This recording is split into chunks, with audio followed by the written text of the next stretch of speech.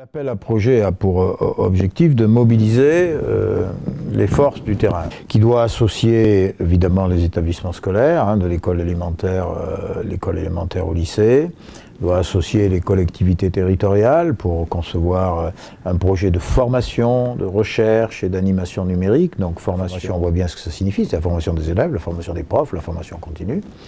Et la recherche, c'est évidemment la mobilisation de l'univers scientifique qui soit susceptible d'apporter un certain nombre de compétences méthodologiques pour qualifier un certain nombre de pratiques de terrain qui ont été repérées comme étant éventuellement ou potentiellement efficaces, mais aussi pour pouvoir problématiser un certain nombre de questions qui se posent avec la pratique du numérique. Puis, associer le monde économique à travers l'industrie entre guillemets du numérique, les jeunes start-up qui fabriquent des logiciels, mais il ne faut pas les fabriquer hors sol. Donc, on crée un petit écosystème avec le monde de la recherche, on va le dire comme ça, le monde économique, les collectivités territoriales, les enseignants et tous les enseignants, c'est-à-dire pas seulement les enseignants, les acteurs du dispositif éducatif, et évidemment les parents.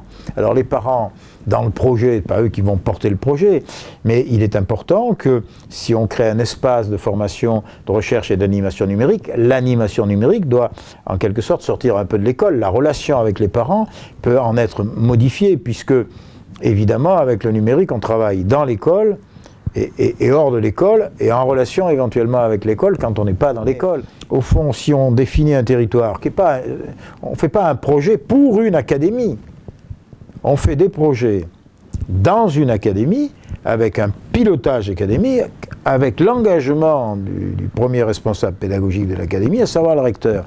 Et si nous, la mission, nous allons sur le terrain, entre guillemets, comment on pourrait dire, pour faire un peu d'évangélisation des cadres, c'est pour ça, c'est que pour tous les relais se mettent en place, de telle sorte qu'il y ait une vraie, un vrai dispositif organique qui s'installe. Et nous avons, dans le cadre de ce projet IFRAN, une ambition très précise que peut permettre IFRAN, c'est-à-dire qu'on pourra financer des bourses doctorales. C'est de pouvoir demain, dans 3 ans, dans 4 ans, avoir un pool de 60 à 90 chercheurs, jeunes, qui ont traité un certain nombre de sujets émergents, qui ont posé des nouvelles problématiques, de telle sorte qu'il y ait une référence scientifique dans la France numérique autour de l'éducation, mais qui ne soit pas réduit à l'éducation, qui entraîne l'éducation et son rapport aux nouvelles technologies, à l'informatique. C'est la raison pour laquelle l'appel à projet est aussi adressé à la direction générale du CNRS et à la direction générale de l'INRIA. C'est un vrai pari.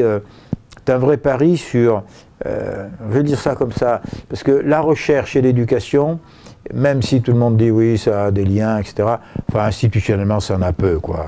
Moi je suis chercheur dans ce domaine-là, des sciences cognitives, je vois bien, il faut se battre, quoi. Il faut se battre pour faire de la vulgarisation et pour que derrière on s'en serve pour former. Il y a beaucoup de gens qui ont un avis sur l'éducation. Souvent en pseudo-scientifique, il y en a quand même beaucoup. Enfin, il faut faire émerger la puissance scientifique, quoi. Et il faut qu'on ait de ça. Mais il ne faut pas que la puissance scientifique commande, en disant, voyez, attendez, nous sommes des scientifiques, doctement, on va vous dire ce qu'il faut faire, voilà comment il faut apprendre à lire. Voilà. Non, il faut que... C'est un peu comme la médecine. La pédagogie, c'est pas une science. La médecine, c'est pas une science, sauf que ce sont des pratiques, la médecine et la pédagogie, qui ne peuvent pas être sans se nourrir de la science. Et moi, je suis pour la formation par la recherche. Pas à la recherche, mais par la recherche. Parce que la formation par la recherche, ça a des vertus tout à fait intéressantes. Et une des premières vertus de la formation par la recherche, c'est quand vous avez une idée, vous la soumettez à l'épreuve des faits, dans les plus mauvaises conditions, parce que pour voir si votre idée résiste à l'épreuve des faits, il faut vous placer dans les conditions les plus défavorables. Et ça a une vertu éthique, ça a évidemment une vertu méthodologique, et puis ça a une vertu de remise en question permanente. Et au fond, quand on est confronté à la variété des enfants et des jeunes et des moins jeunes qu'on nous donne à former, la remise en question est permanente. Mais si elle est un peu plus méthodologique qu'impressionniste, ça peut aller un peu mieux, quoi. La petite ambition qu'on poursuit.